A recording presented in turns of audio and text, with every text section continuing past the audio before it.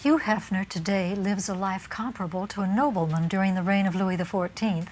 The Playboy Mansion is the hub and the center of one of the world's most exciting and successful publishing empires. Hugh Hefner has changed the lifestyle of America, as well as altering the sexual mores of the 20th century.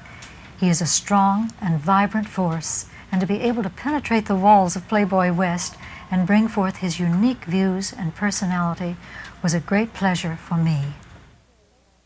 I am so thrilled to be in this beautiful house where you live, the Playboy Mansion, and it really is an honor. It's gorgeous, every place you look, beautiful.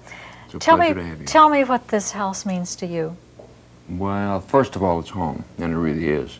I was born and raised, as you know, in Chicago, and have a very lovely home there, which was the original Playboy Mansion.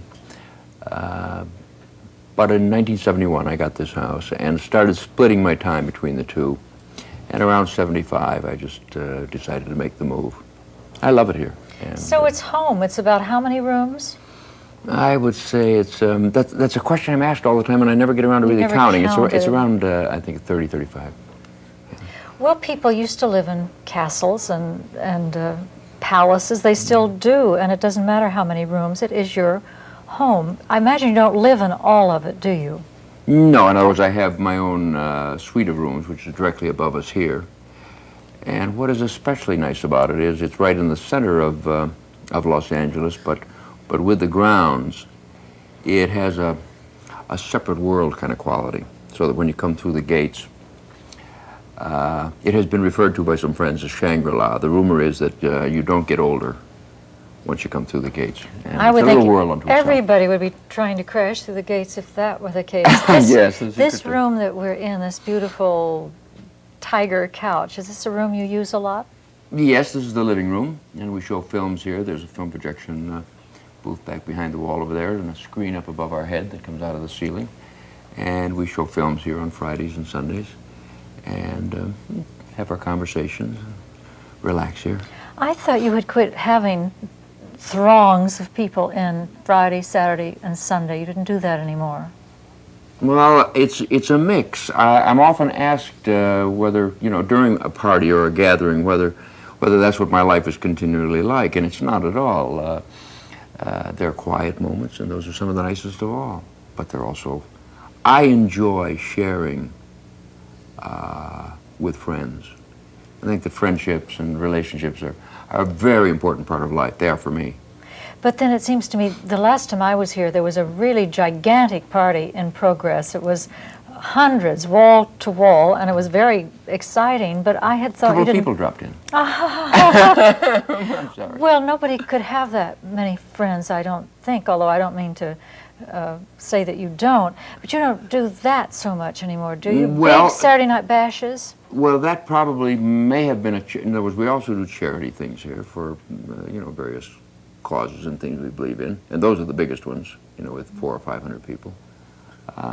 But it runs the gamut. One of the very nice things about this house is that it can accommodate, particularly when we do a tent in the backyard, as we often do, it can accommodate a party of 400 or 500 people, or be very nice and very homey, in a way I think that maybe Chicago never was, with just a very small group. I heard you were playing Monopoly tonight, later yes. on. Something Well, really wild and wicked going on here at Playboy Mansion West. 4 people Monopoly. can play Monopoly, so that's a rather small crowd. Then there's another party going on someplace else in the house? Yes, my brother is getting married next month, and so my girlfriend is having a party for his bride-to-be. Is your brother in your Playboy empire? He was for a while in the 60s. He is retired now. He had a little piece of Playboy stock at the very beginning, and that made him very wealthy. So he lives in Aspen, and spends a lot of his time skiing and in the summers boating. Did you try to talk him out of getting married? No, You didn't. I'm very pleased for him. You mentioned living on not both coasts, but Chicago and Los Angeles for a while. Why did you finally decide on here? It's not the East, it's the West. It is the West. Obviously weather is a part of it, but it's more than that. I think among other things, I grew up in the 30s and 40s, and And I think I am a child of movies. I think that movies had a tremendous impact on my dreams and fantasies when I was a kid. So to some extent, I think that's maybe a secret part of it. You have to continually, motivations in terms of doing things are often not what they really seem to be, and you have to look beneath that sometimes to find out what your real motivations are. But I think that what Hollywood meant to me when I was young is a part of it. And of course we're very much involved now in films and television, and particularly in a new Playboy pay TV channel which we're launching, and that's out here, and that's another good reason for being here. I want to get into all your ventures and everything you're involved with professionally, but I don't want to leave this subject for just a minute. Here we are in this mansion, this castle. Do you ever feel like, you mentioned movies, old movies, ever feel like Citizen Kane here giving directions to the minions and running your empire from a palace? That parallel has been made a time or two. Oh shucks, I didn't know that wasn't original, so I'm almost about to not ask it. No, but I would not say that, largely because of differences in political and social values. I've never identified particularly with Hearst, although Patty Hearst is a good friend. And then one has to ask if you ever feel like aristocracy, and I don't mean that in a denigrating way. You do run an empire. It's almost like a fiefdom. Ever think of yourself as you're going to say no, but like the lord of the manor or an aristocrat with your minions all around? Well, What do you feel like? Who do you think of yourself as being? What are you? I think a great deal of myself as being Hugh Hefner. And a lot of people don't know who that is. A lot of people don't know who that is. Most of us don't know who that is, and you're going to help me with our problem. Well, I will do my best. I think that I am a fellow who was fortunate enough to dream a particular set of dreams and have them all come true beyond anything he could have expected. I am doing very much the work that I enjoy, which in turn complements my own personal life in such a lovely way that it's more than simply business or financial success. It has created for me a whole kind of special lifestyle that obviously a great many other people identify with. And out of that identification, I'm able to kind of live out, I guess, both their dreams and fantasies and, more importantly, my own. You talk about all your dreams coming true. When did you start having the dreams? Oh, when I was young, very young. Now, I know you came from you grew up in a small town? Well, no, my folks are from Nebraska and we're farm people, but I grew up in Chicago, in a suburban part of Chicago. And you went to the University of Illinois, I believe, for a couple of years on the GI Bill. Let's say during those years, were you dreaming dreams? Oh, yes, very much. I can't suggest that in those years that I had any, as wild as my dreams were, and they were pretty wild, that I ever thought or could have envisioned, where my life was going to take me. But I was very interested from the very early years in cartooning and writing and things of that kind. And I created my first neighborhood newspaper when I was about 10 years old, and my first school paper when I was about 12. So I've been in the business, in one sense, for a very long time.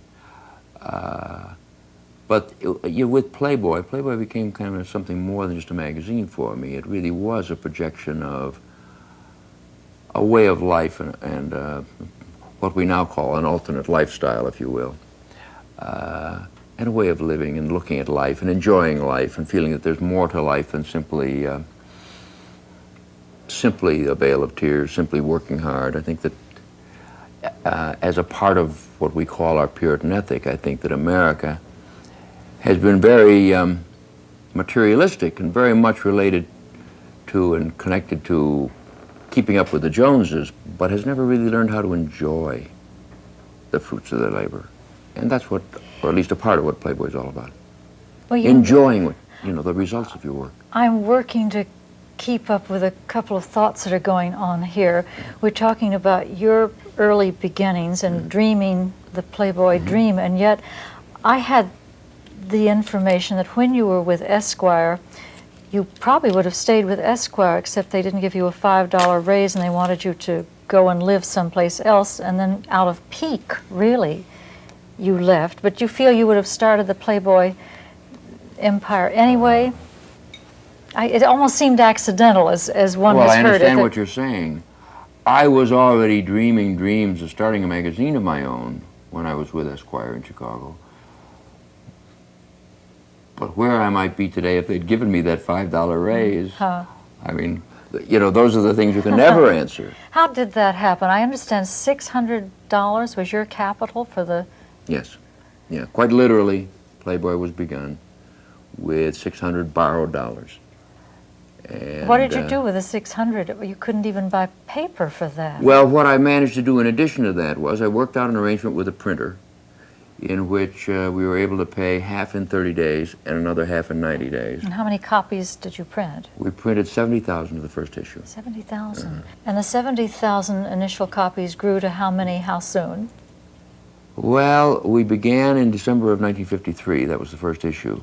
By the latter 50s, we had, Esquire had a circulation in those days of about 800,000. We passed Esquire around our 5th anniversary, which was around 1958. And then in the 60s, it began to really take off. The concept of Playboy, tell me again, is?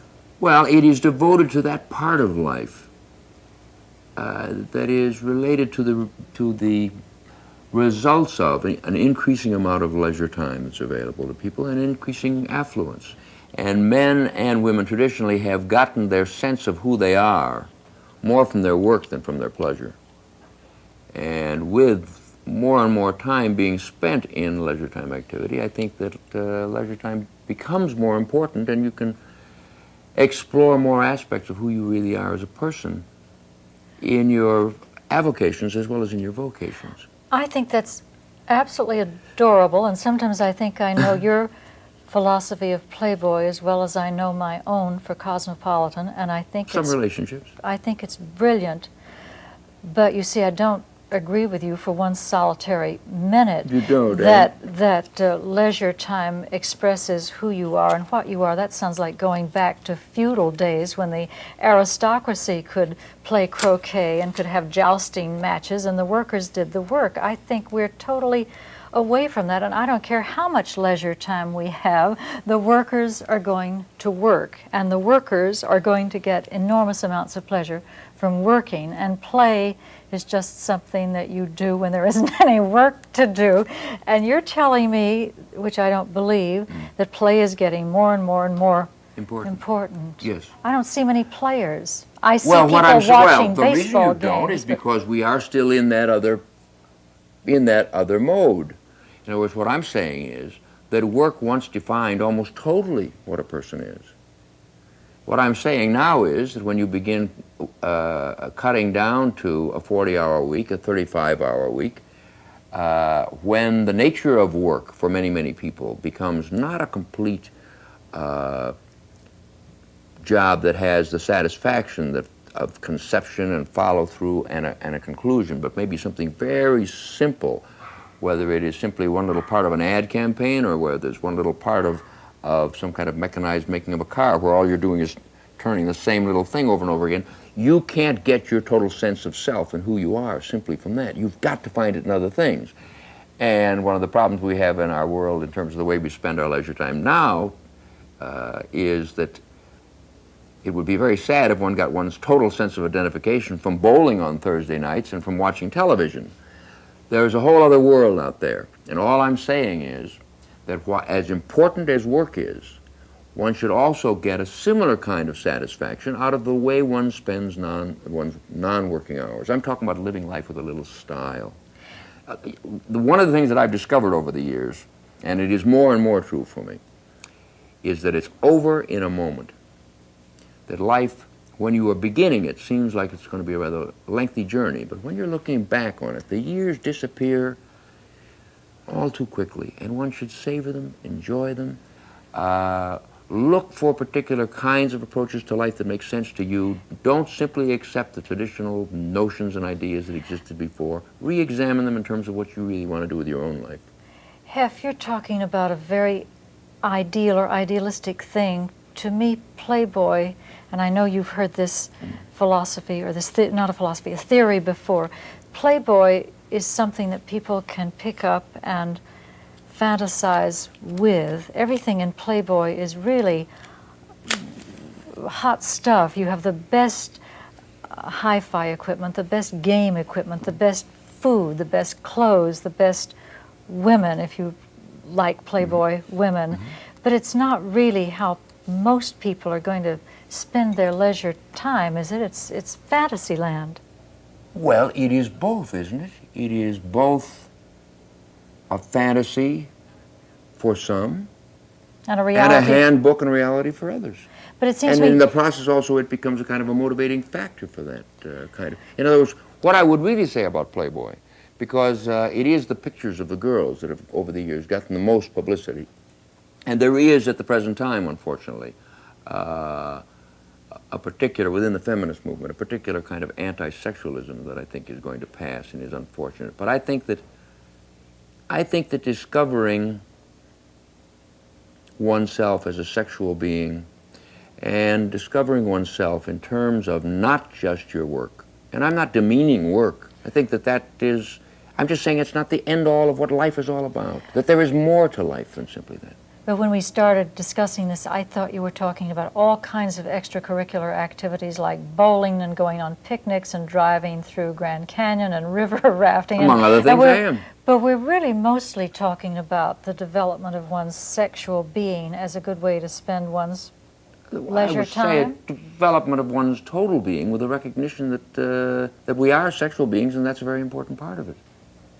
And tell me the component parts of this lifestyle. I've already mentioned them, I think. The food, the clothes, the travel, the decorating. Living life with some style. Which means something a little different for each individual, I think. And Playboy simply puts forth a set of values and ideas related to that were largely non-existent when I was growing up. When I grew up, quite literally, as a fellow from a middle-class Methodist background, very religious parents, there really was only one moral, proper way to live one's life. You finished school, you found the right woman, you got married, you found the right house in the suburbs, the right job, and you raised your family. And that was it. Other alternate approaches to life really were non-existent. Now, I'm not suggesting that for a great many people that may not still be the best way, but I would say that even in that sense, it's an awfully good idea to discover yourself before you pick the mate that you hope to spend the rest of your life with. This philosophy is not particularly delineated in Playboy, it seems to me. You don't preach about keeping your bachelorhood intact as long as possible.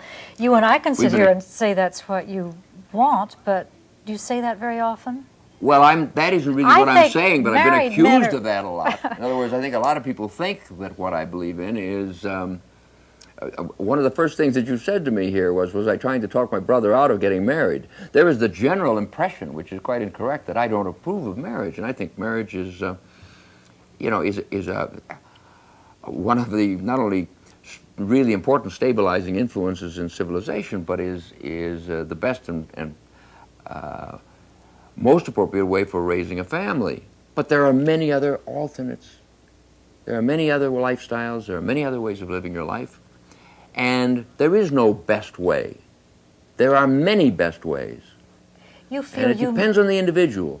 See, I think that what we have to do is begin applying some of the things that we have taken for granted on a political level to our social lives, of recognizing that individuality and the exploration of oneself as an individual is an awful lot of what life is all about. Do you think you can do that while you're married? Sure.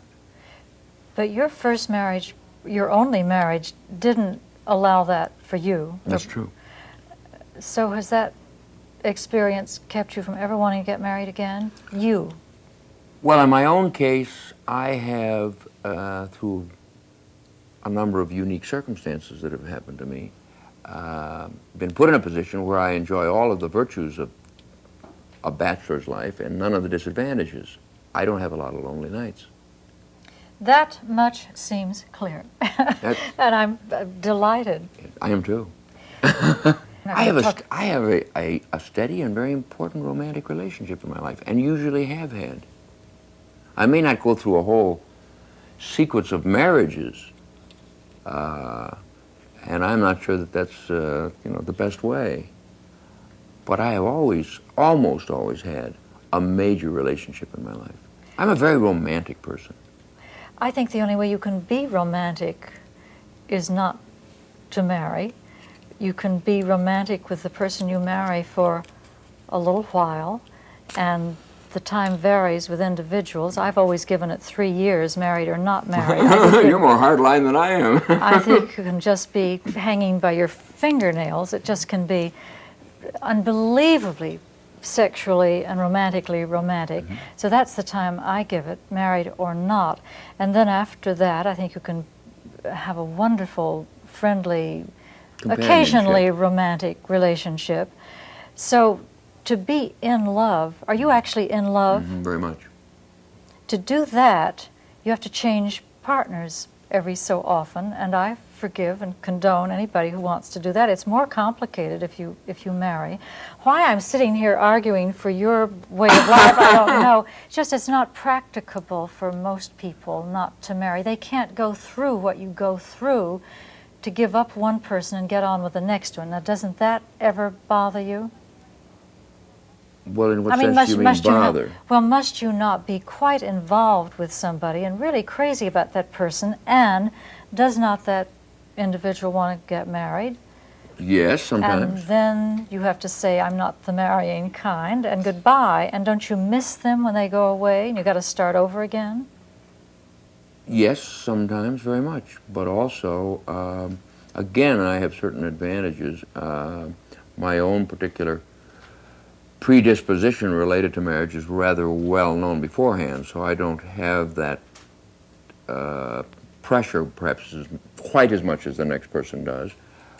But I have managed to maintain very close relationships with most of the women that have been important in my life. How long would a woman be important in your life romantically? I know it varies, but... It varies very much. Give me an Barbie example. Benton and I went together for over 8 years. It depends. Part of what we're talking about, see, life is a series of compromises between the adventure part of life, which is the uncertainty, the unknown, and security. And one wants a proper mix of both. And it differs from one person to another. Some people need security much more, and some people want the adventure. You want when the I mentioned, adventure. well, the adventure part is more important to me.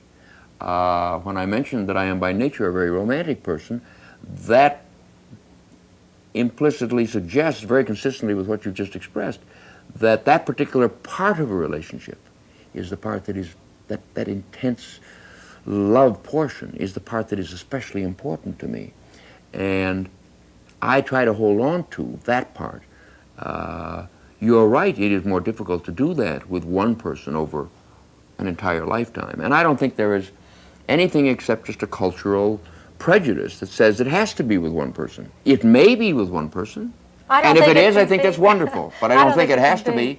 I don't think, really, see, our whole idea of morality related to all of this, I think is very confused.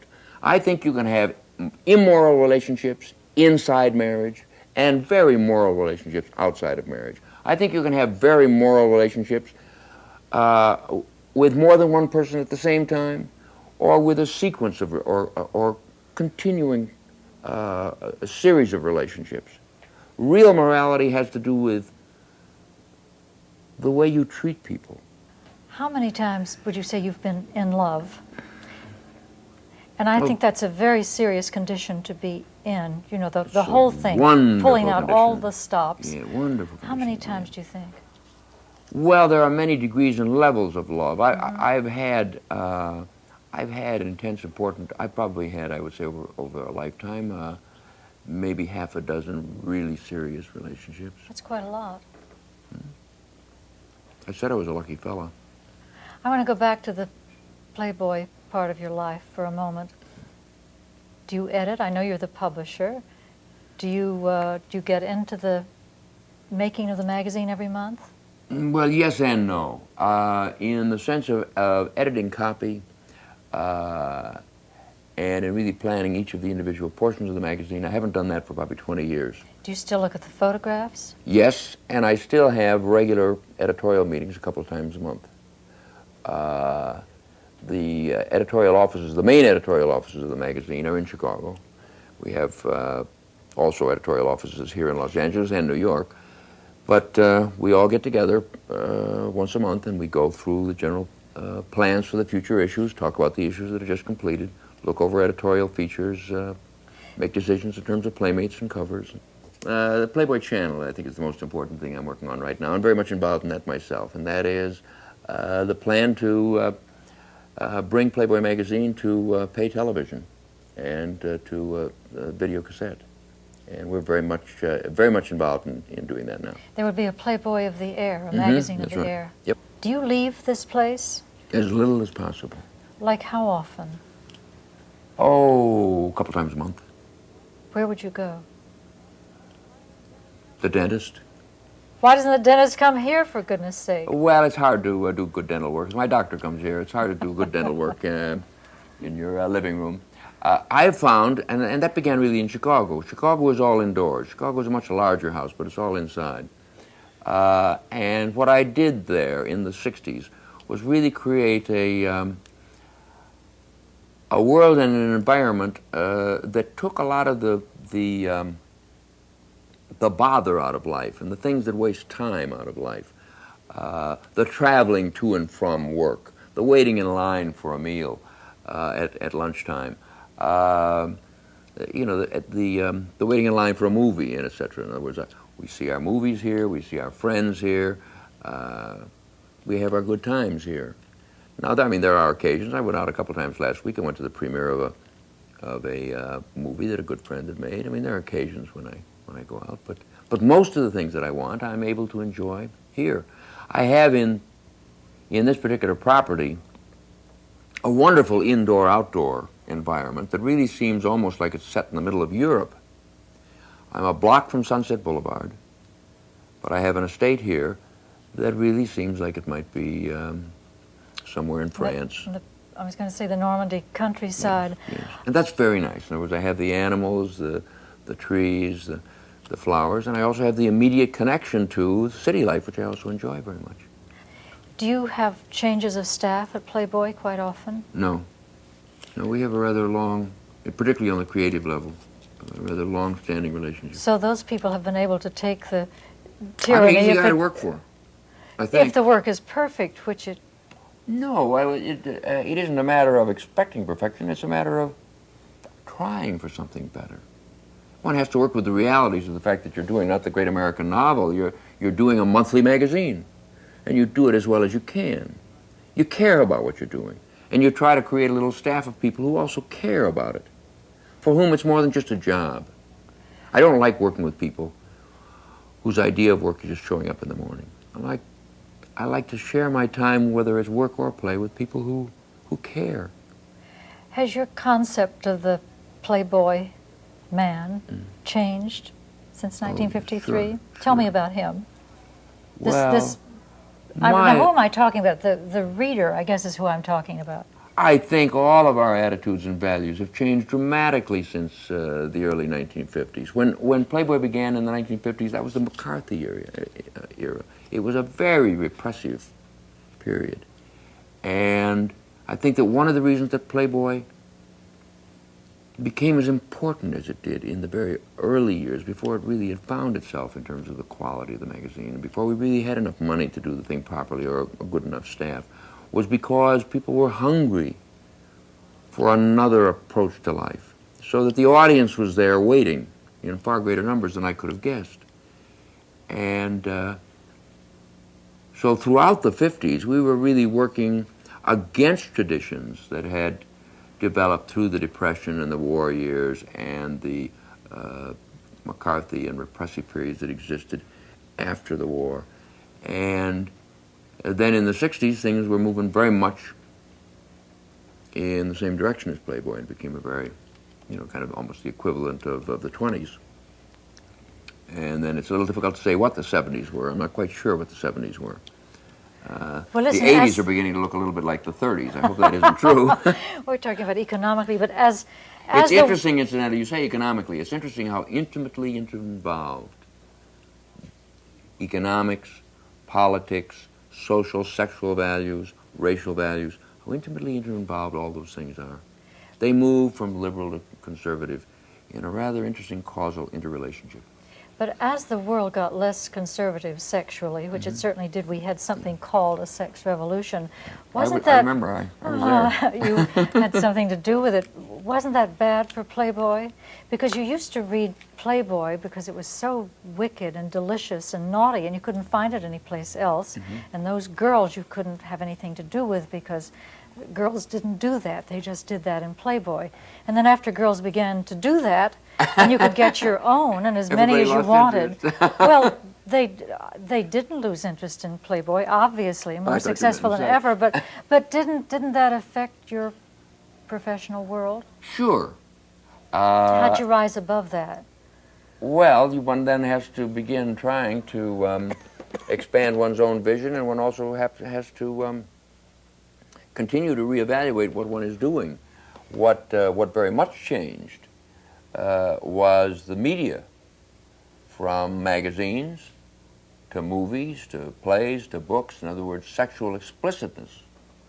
Playboy never really was intended, even in the beginning, to be on the furthest cutting edge in terms of sexual explicitness. It always was intended to be a lifestyle magazine. So I think there was a point in the early 70s when some of the competition, Penthouse, Hustler, etc., became so very explicit. I think to some extent, for a little while, we lost our compass and started to kind of overreact in terms of following that same route. And we changed direction, again, consciously after a year or two, and re-emphasized what the book has always been, which is a total package. The whole idea, really, you see what we've done in this country, what we've done in Western civilization, is pit mind and body against one another.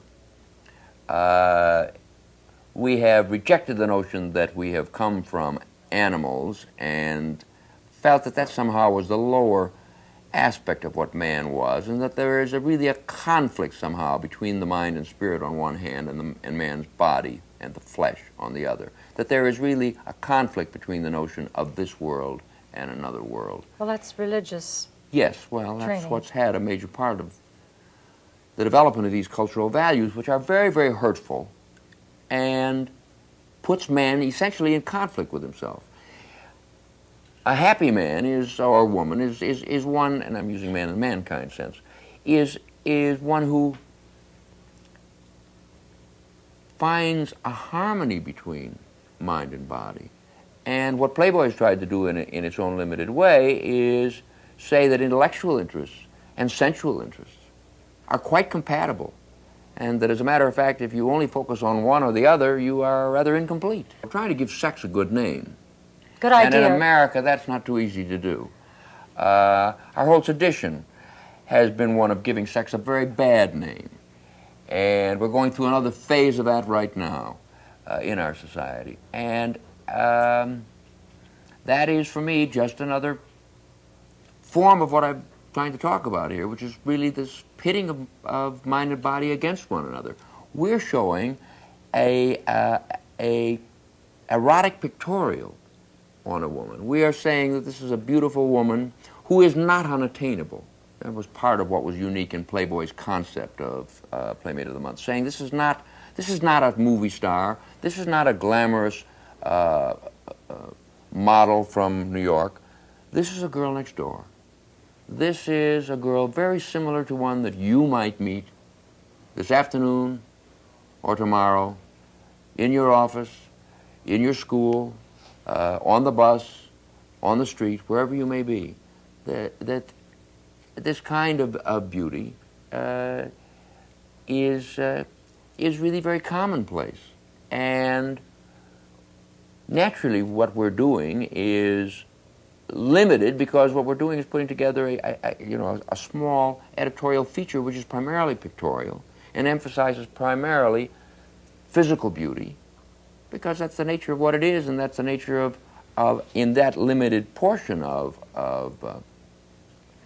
that heterosexual relationship, of what a man responds to. You can't go very far in terms of building a little erotic illusion by talking about a girl's or a woman's intellectual accomplishments. I don't think that will turn on very many people. On the outside world, men generally, do you think they are not more interested in smart women than they used to be?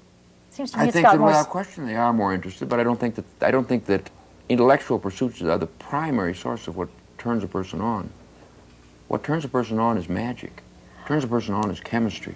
And that's what you're emphasizing in Playboy. May I say you're not trying to be all things to all people, That's and for you're sure. not trying to present all kinds of women. You're trying to No. present this particular kind of woman, which you do so well. And there may be other attractive ones out there, but you're not necessarily interested in them. Well, what we're doing with the Playmate feature is trying to find the most physically attractive women we can. Oh, okay.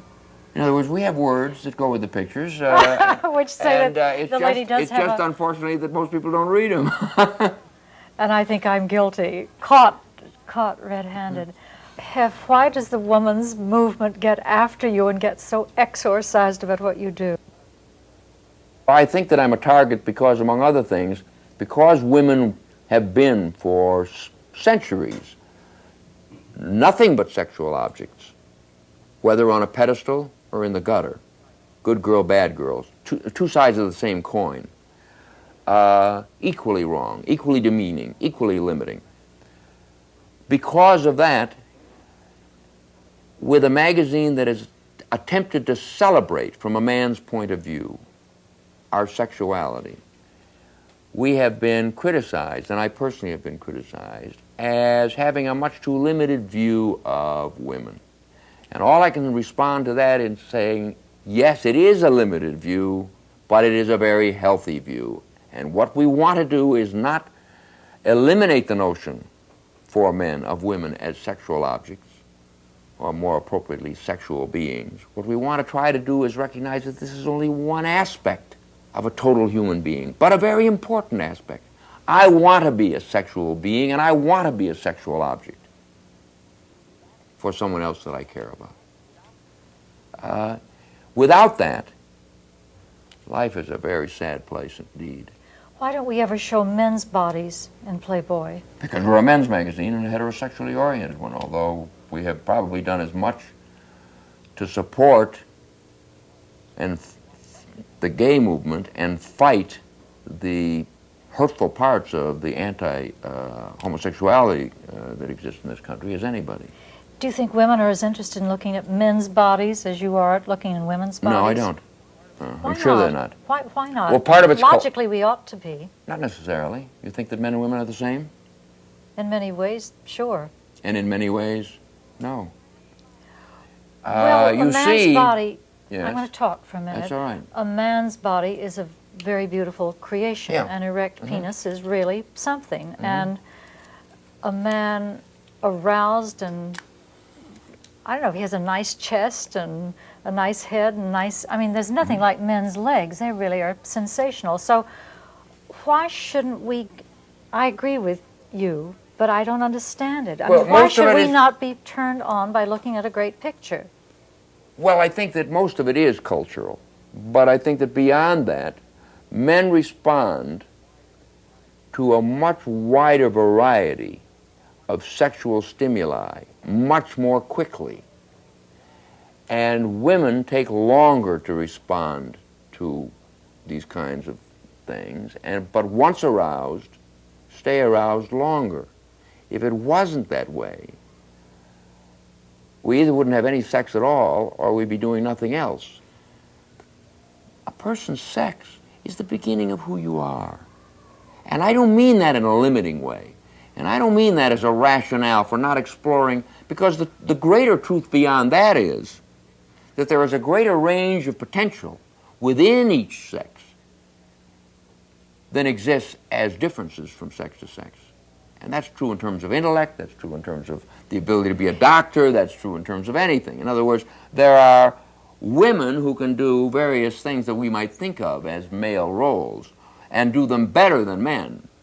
And the reverse is also true. And we have far too many prejudices before the fact in terms of limitations, in terms of what's expected of us, of what we ought to be, of roles that we ought to fulfill. And we ought to have much more open attitudes towards all of the things we're talking about here.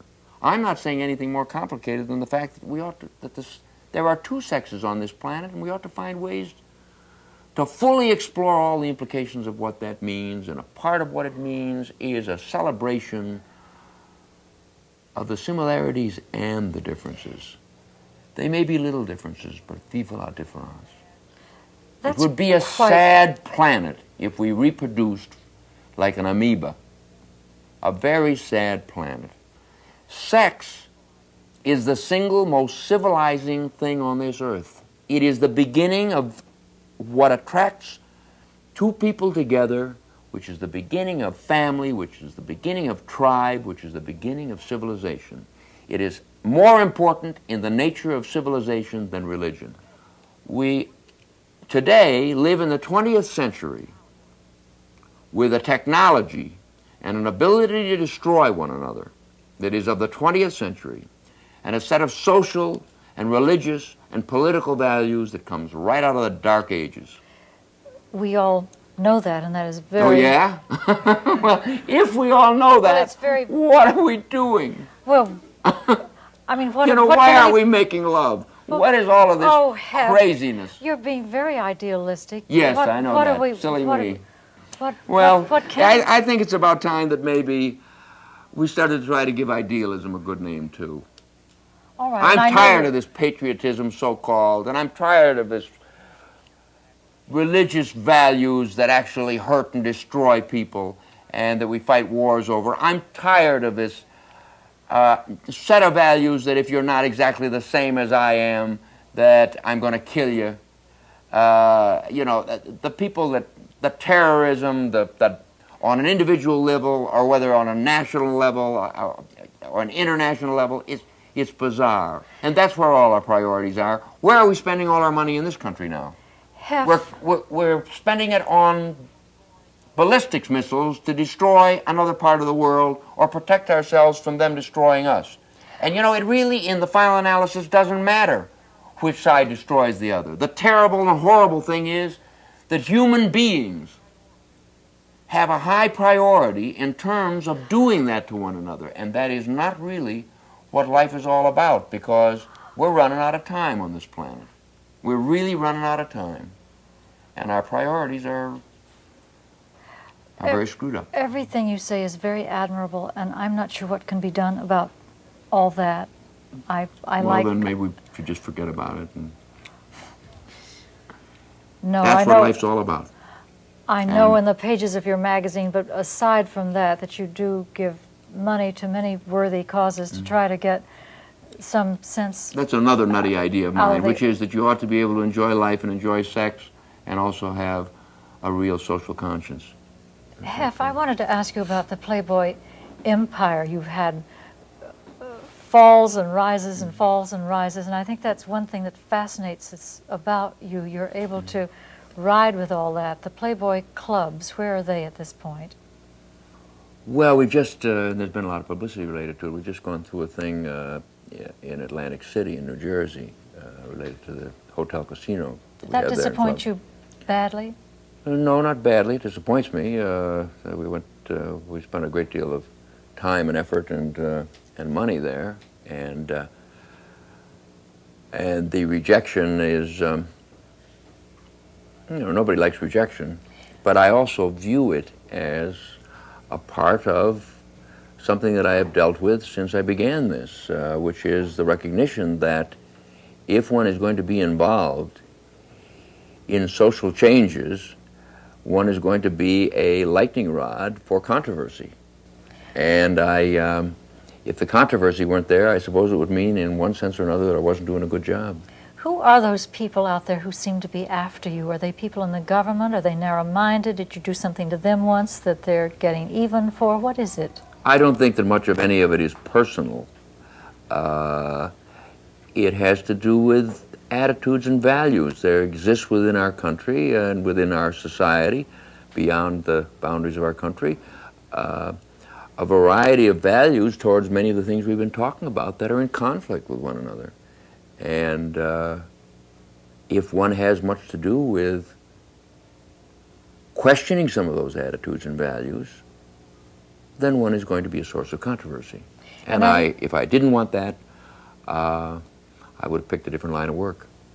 But that even permeates getting a gambling license in New Jersey. Sometimes. And the club in London that closed, that's just because they really wanted They Playboy wanted English out. control. They wanted English control. That seems easy to understand. Christy Hefner, your wonderful daughter, is she the heiress apparent, as we hear? She is indeed. She's smart enough to do that? Oh, yeah, and then some. She's so young. She didn't come up from the bottom exactly as you did. No. But I'm very lucky to have, I'm very lucky on many levels, and one of the luckiest is to have Christy for a daughter. You've met her, I think. You know how I think rather she's remarkable wonderful, she is, yes. But that's quite an empire she's going to be heading one day. I think she's capable of that and a good deal more. Hef, I have one last question to ask you, if I may. You've done so many things in your life. You're still young. What would you most like to be remembered for? I think that the thing that would be most important to me probably would be to be remembered as someone who had some positive influence on social sexual values and a change towards a more healthy set of values in life. That would be a very nice epitaph. It seems to me maybe more people are less inhibited and having more fun. I really believe that. I believe that too. In other words, these days we hear a lot about sexual exploitation and the seedier parts of pornography, but I think the bottom line is that, and we sadly don't have a lot of evidence of this, but I think that people are a little more at home with their own natural sexuality today than they were when I was growing up. And that suggests to me that probably life is a little better in the bedroom today than it was when I was growing up. And that's pretty important. And you had something to do with that? I hope so. And anything in the future that you're planning that you mean we in my should know bedroom? about?